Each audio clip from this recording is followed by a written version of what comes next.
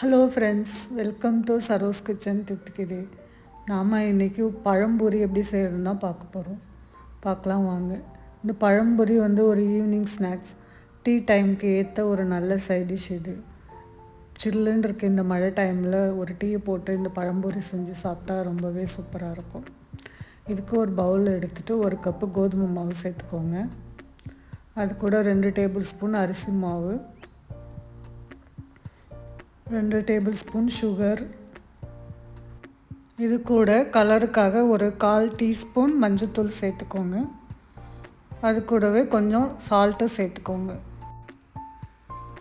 Salt சேர்க்கும் போது அந்த பூரி டேஸ்ட்டாக இருக்கும், அதனால சால்ட்டு சேர்த்துக்கிறோம்.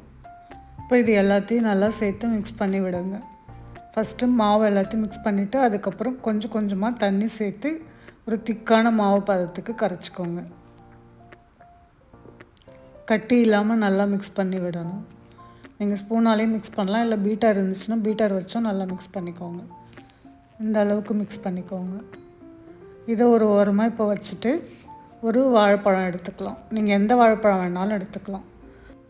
வாழைப்பழத்தை உங்களுக்கு எந்த சைஸ்க்கு ஸ்லைஸ் வேணுமோ அந்த சைஸ்க்கு நீங்கள் கட் பண்ணிக்கலாம். இந்த மாதிரி நீளவாக்காவும் கட் பண்ணலாம், இல்லை ரவுண்டாகவும் கட் பண்ணலாம், இல்லை ஸ்கொயராகவும் கட் பண்ணிக்கலாம். அது உங்களுடைய சாய்ஸ். உங்களுக்கு என்ன ஷேப் வேணுமோ அந்த ஷேப் வாழைப்பழத்தை கட் பண்ணிக்கோங்க. இந்த ஸ்நாக்ஸ் செய்கிறதுக்கு ரொம்ப பழுத்த வாழைப்பழம் எடுக்கக்கூடாது, கரெக்டாக இருக்கிற பதத்தில் வாழைப்பழம் எடுக்கணும். இப்போது ஸ்டவ் ஆன் பண்ணிவிட்டு கடாய் வச்சுட்டு எண்ணெய் போட்டு எண்ணெய் நல்லா சூடேறணும். சூடேறினதுக்கப்புறம் அந்த கரைச்சி வச்சுருக்க மாவில் வாழைப்பழத்தை டிப் பண்ணி ஆயிலில் போட்டுருங்க. இதே மாதிரி டிப் பண்ணி போட்டு நல்லா வேக விடுங்க. 2 சைடும் நல்லா திருப்பி விடுங்க. திருப்பி விட்டு எடுத்துருங்க. இதே மாதிரி கட் பண்ணி வச்சுருக்கிற எல்லா பழத்தையும் போட்டு பொரித்து எடுத்துக்கலாம். அவ்வளோதான். இப்போ ஒரு சூடான சுவையான பழம்பொரி ரெடி. நான் இந்த பழம்பொரி செய்கிறதுக்கு நேந்திரம் பழம் எடுத்தேன். நீங்கள் எந்த பழம் வேணாலும் எடுத்துக்கலாம். செவ்வாழை பழத்துலேயும் இதை செய்யலாம். இந்த பழம்பொரி கேரளாவுடைய ஃபேவரட் டிஷ். ஸோ நீங்களும் உங்கள் வீட்டில் இந்த டிஷ்ஷை ட்ரை பண்ணிவிட்டு எப்படி இருந்துச்சுன்னு சொல்லுங்கள்.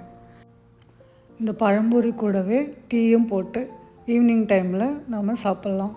குழந்தைங்களுக்கும் கொடுக்கலாம். குழந்தைங்களும் நல்லா விரும்பி சாப்பிடுவாங்க. அப்புறம் என்னங்க, நீங்களும் உங்கள் வீட்டில் இதை ட்ரை பண்ணிவிட்டு எப்படி இருந்துச்சுன்னு கமெண்ட்டில் சொல்லுங்கள். வீடியோ பிடிச்சிருந்துச்சுன்னா லைக் பண்ணுங்கள், ஷேர் பண்ணுங்கள், சப்ஸ்கிரைப் பண்ணுங்கள். தேங்க்யூ ஃபார் வாட்சிங். Take care. நெக்ஸ்ட் வீடியோவில் சந்திக்கலாம். பாய்.